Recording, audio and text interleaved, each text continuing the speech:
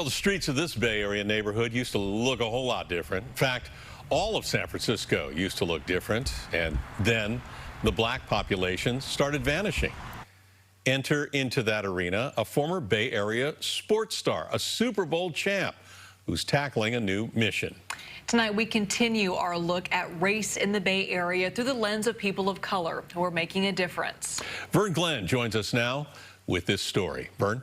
All right, Ken, I'm going to take you to an area once known as the Harlem of the West.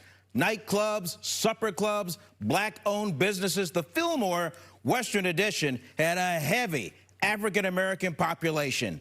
Today, just a fraction of that remains. Now, you're going to hear from a few people with strong ties to the neighborhood. One, a former 49er who desperately wants to connect and help feed that small fraction of color who need it. Once this COVID hit, I knew I had to do something.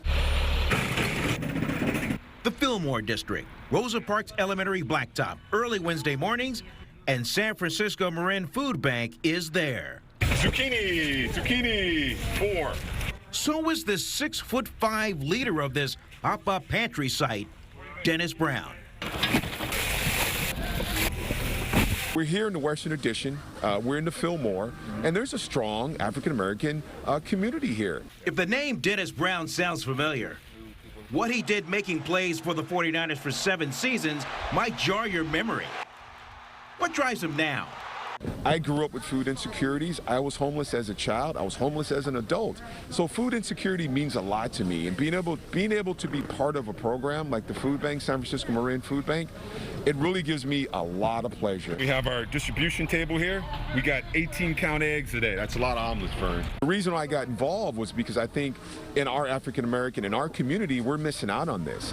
African-American presence in the Fillmore has been missing for decades. I would call it the sin of urban renewal. Landon Taylor, corporate strategist and native of the Western Addition, speaks of the city's redevelopment project that wiped out 4 prime city blocks of her neighborhood, which in the 1970s was 80% black. The damage was catastrophic. 883 businesses were closed. By the way, my Aunt Toogie's drugstore was one of them that got closed, all with the promise that, hey, don't worry, we'll bring you back. Not only did most of them never come back, Vern, but as you know, you looked at the stats, the African-American population plummeted, right, from 12, 13%, down, under 3%. In fact, the Bay Area census shows the percentage of black African Americans in San Francisco City and County dropped from almost 13% in 1980 to 11% by 1990, 2000 almost 8%, 2010 6% to just over 5% in 2020, according to World Population Review. Activist engineer Fred Jordan. In this city, if you don't have jobs, if you don't have contracts, you have to go. And the discrimination is still here. It's still here. And that's what we have. Meantime, Brown just wants to feed and connect.